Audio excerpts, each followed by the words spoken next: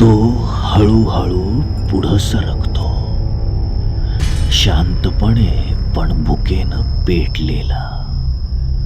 दिसतो गांडुळासारखा, पण गांडुळाचं मांसच त्याचं अन्न आहे. एका रात्रीत बागेतील सगळं जैवसंतुलन खाऊन टाकतो. आणि सगळ्यात भीतीदायक गोष्ट, तो विषारी आहे. इतका की त्याला खाण्याचं धाडस कोणीही करत नाही. तुकडे केले तरी प्रत्येक तुकडा पुन्हा जिवंत होतो. त्याचं नाव हॅमरहेड वर्म. तो नाही निघून जाणार.